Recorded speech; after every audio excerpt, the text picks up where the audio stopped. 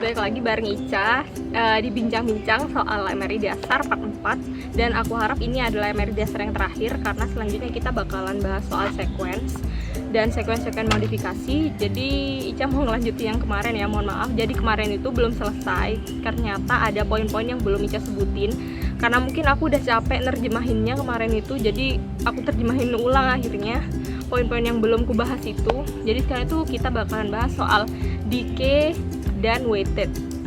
Jadi decay itu di sini kan ada titu decay pada air sama titu decay pada lemak. Kemarin kan aku udah bahas soal recovery pada air dan pada lemak. Sekarang aku bakalan bahas decay-nya. Jadi titu decay pada lemak itu dia itu lebih cepat dan dia itu bergerak terjadinya secara efisien karena molekul-molekul inti hidrogen pada lemak itu berjarak berdekatan. Jadi intinya itu jaraknya berdekatan sehingga memudahkan mereka untuk melakukan interaksi spin-spin atau spin-spin interaction atau interaksi antar inti atom hidrogen. Itulah yang menyebabkan mungkin T2 decay-nya, waktu T2 yang pada lemak itu menjadi pendek atau sebentar. Kemudian berbanding terbalik dengan di water.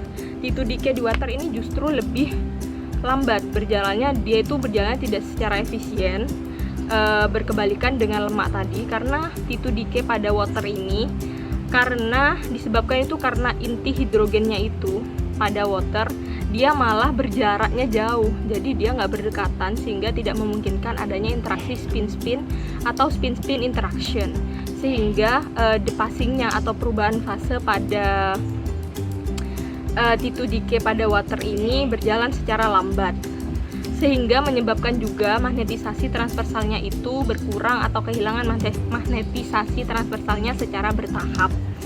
Hal itulah yang menyebabkan T2 decay pada lemak itu berjalan lama atau memakan waktu yang panjang.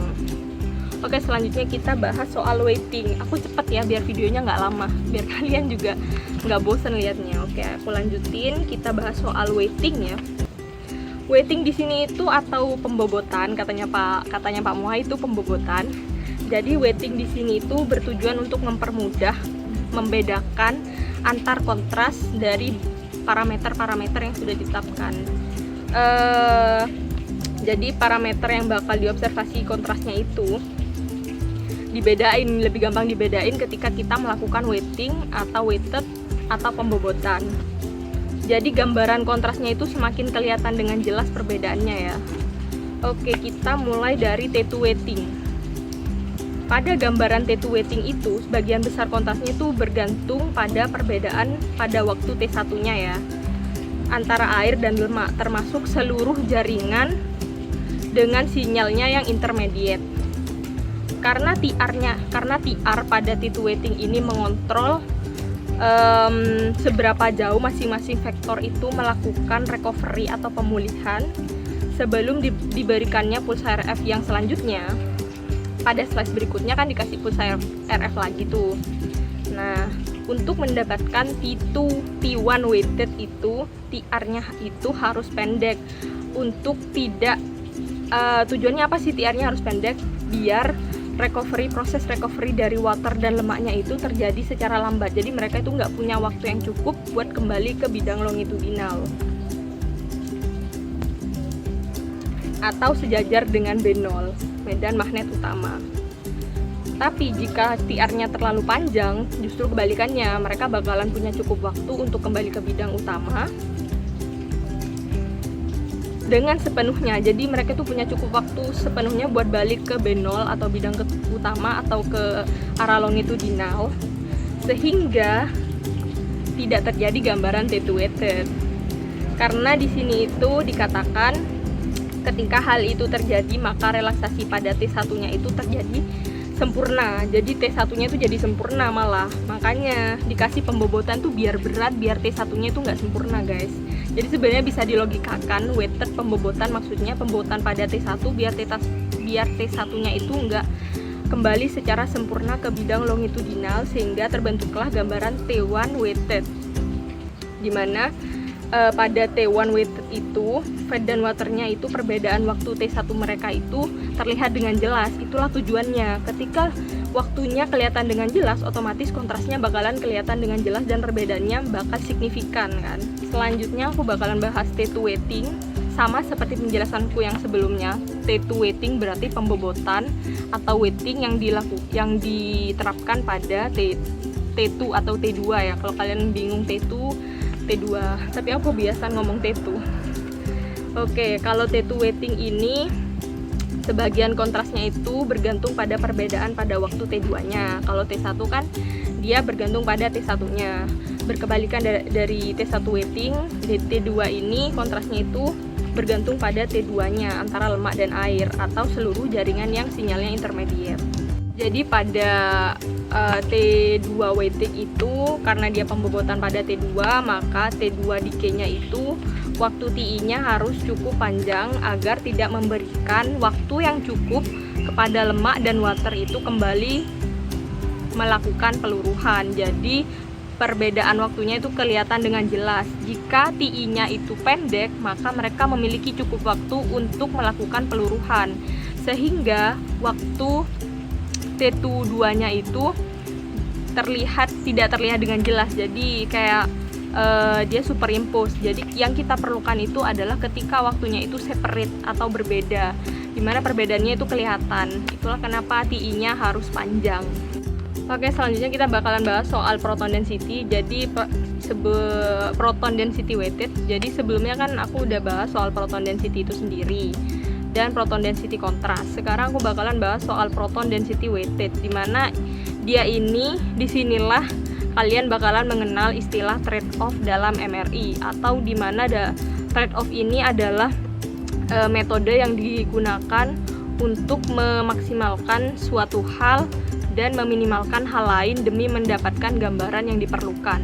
Jadi pada PDW ini kan PD itu atau densitas proton itu diakibatkan dari perbedaan besarnya pergerakan inti atom hidrogen pada suatu jaringan pada pasien.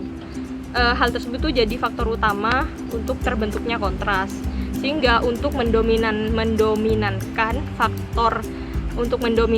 pengaruh dari proton density weighted ini dilakukan pembobotan pada PD-nya. Tapi sebenarnya yang dilakukan pembobotan jadi dilakukan pembobotan pada proton density-nya atau densitas protonnya. Sehingga dalam kasus ini T2 dan T2-nya itu diberikan pengaruh agar dia melakukan recovery secara cepat dan decay secara cepat. Jadi kan yang mempengaruhi T1 itu TR, sementara yang mempengaruhi T2 itu TI. Jadi pada T1-nya itu dia TR-nya diperpanjang sehingga fat dan waternya itu tidak memiliki waktu yang cukup agar fat dan waternya itu memiliki waktu yang cukup dan cepat untuk recovery. Sementara pada T2 itu dia TI-nya dipendekkan agar fat dan waternya itu memiliki waktu yang cukup cepat untuk dia melakukan peluruhan atau decay. Jadi kuncinya itu pada PDW ini untuk mendominankan gambaran proton density weighted-nya itu adalah menambahkan TR yang panjang pada T1 dan menambahkan TI yang pendek pada T2. Jadi di sini tuh dilakukan trade off.